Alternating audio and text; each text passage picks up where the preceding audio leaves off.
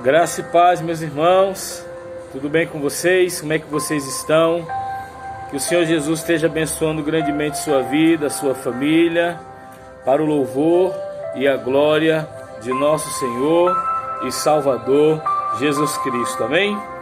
Eu quero compartilhar um texto da palavra do Senhor com você nesse dia de hoje, que se encontra no livro de Eclesiastes, capítulo 9 e o versículo de número 11. Eu quero usar hoje a versão NTLH, que é a nova tradução na linguagem de hoje, porque tem uma forma muito mais clara, digamos assim, para que a gente possa compreender essa reflexão de hoje. Diz assim a palavra do Senhor, Eclesiastes capítulo 9 e o versículo de número 11.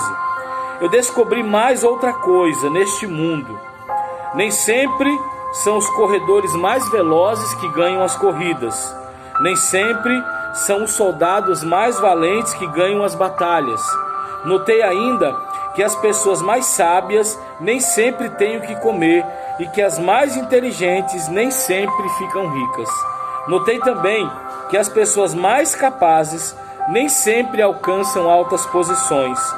Tudo depende da sorte e da ocasião. Amém? Que Deus aplique a sua palavra poderosamente em nossos corações, no nome de Jesus. Oremos ao Senhor. Querido Deus e Pai, graças te damos pela oportunidade de estarmos mais uma vez aqui reunidos em teu nome. Pai querido, usa-me no poder do teu Espírito para falar ao teu povo. É o que nós te pedimos em nome de Jesus. Amém e graças a Deus. Oportunidades. Este é o título desta reflexão que eu quero compartilhar com vocês nesse dia de hoje. E aí, lendo esse texto, eu me lembrei daquela historinha infantil da lebre e da tartaruga. Por mais astuta e veloz que fosse a lebre, no entanto, ela perdeu a corrida para a tartaruga. Amados, tudo depende da ocasião. Tudo depende de aproveitarmos ou desperdiçarmos as oportunidades. Guarde esta palavra no teu coração. Oportunidade, ocasião oportuna, algo que acontece excepcionalmente e que não se deve desperdiçar. Vamos analisar o contexto desse versículo de número 11 à luz da palavra de Deus, diante de outros textos da palavra de Deus. Primeiro, não são os mais velozes que ganham as corridas. Não são os mais velozes que ganham as corridas.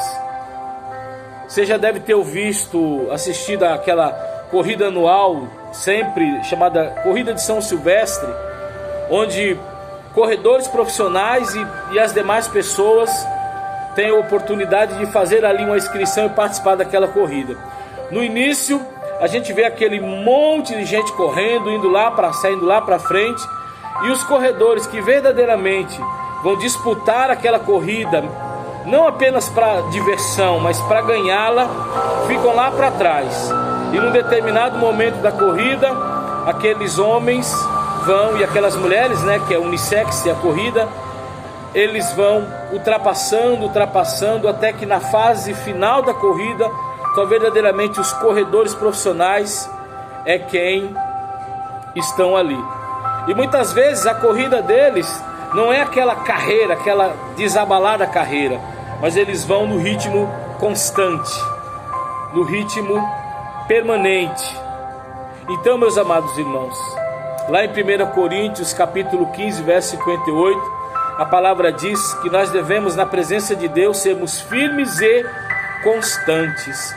É a nossa constância, é a nossa permanência, sabe? Mesmo diante das mais diversas situações que surgem na nossa vida, que vão nos dar a certeza de que verdadeiramente nós somos servos de Deus e que estamos na presença de Deus e fazendo a vontade de Deus. Seja constante, permaneça, seja consistente na presença de Deus. Muitas pessoas aceitam Jesus naquela euforia, naquela empolgação, mas quando começa a vir uma dificuldade, um problema aqui e acolá, desistem. É como a parábola da semente, que o teu coração seja um coração constante, onde a palavra de Deus é colocada e você então permanece. O texto também diz que não são os soldados mais valentes que ganham a batalha, mas aqueles que sabem quem os arregimentou e que têm a motivação correta para vencer. Veja lá em 1 Samuel capítulo 17, especificamente no verso de número 45.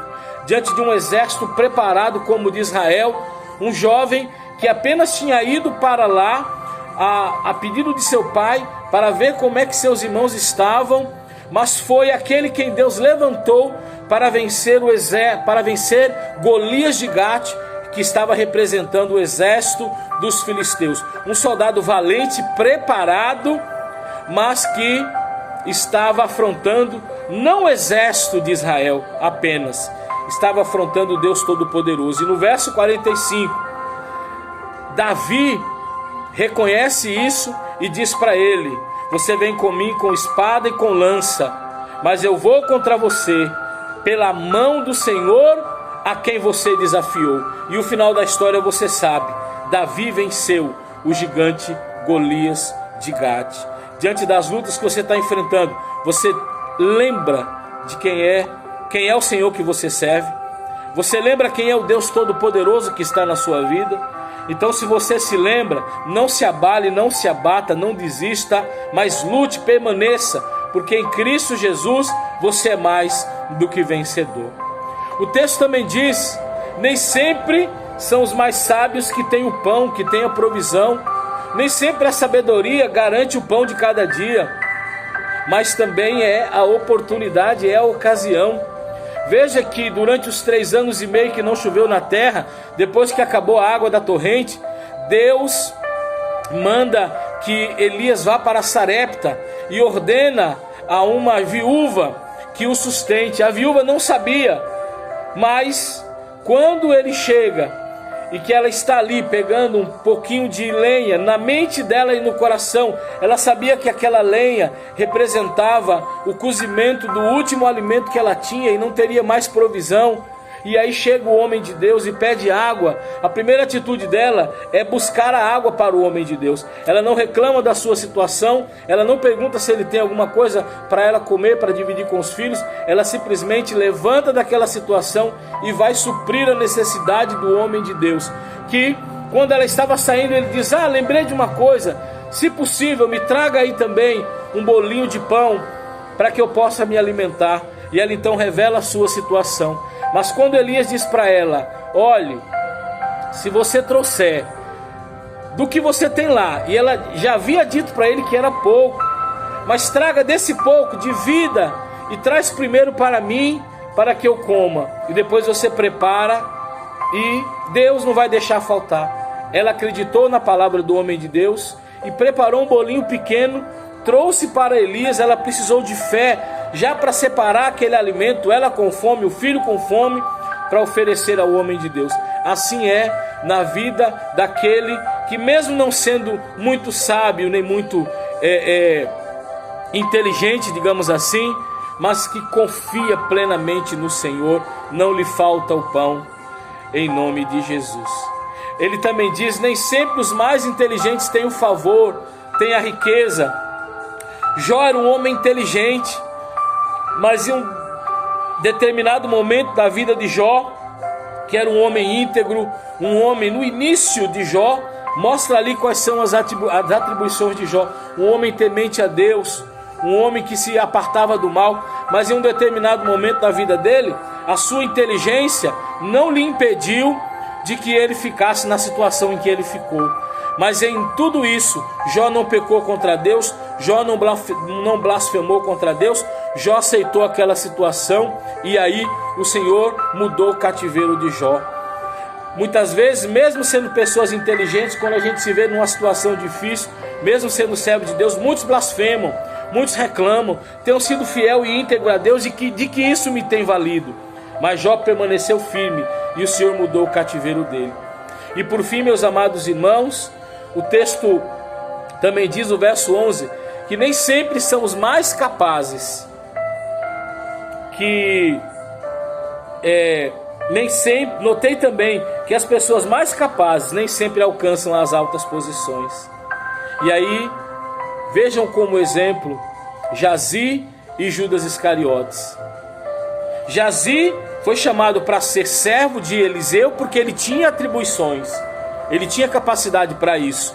Judas Iscariotes era um apóstolo acima de qualquer suspeita. Percebemos isso porque ele foi constituído tesoureiro dos 12. E quando Jesus falou, um de vocês irá me trair, eles ficaram perguntando quem é. Ninguém desconfiou que era Judas Iscariotes. Mas mesmo Jazi estando trabalhando com Eliseu, que havia recebido porção dobrada de Elias, isso não impediu Jazi de ser acometido de uma lepra pela sua desobediência e caminhar com Jesus durante 3 anos e meio, ver sinais, prodígios e maravilhas e ouvir ensinamentos profundos da parte de Jesus, não impediu Judas Iscariotes de trair Jesus e de se suicidar de remorso. Queridos, não desperdice as oportunidades que o Senhor tem te dado. Que Ele nos abençoe em nome de Jesus. Pai, muito obrigado por esta palavra. Tem misericórdia das nossas vidas. Perdoa-nos as oportunidades, as vezes, Senhor, em que desperdiçamos as oportunidades, e que em nome de Jesus nunca mais façamos isso. Abençoa-nos. O dia oportuno chama-se hoje, e a ocasião oportuna chama-se agora. Que possamos entender isso, que Teu Espírito Santo nos enraize essa palavra em nossos corações. É o que te pedimos em nome de Jesus. Amém? Que o Senhor te abençoe e te guarde.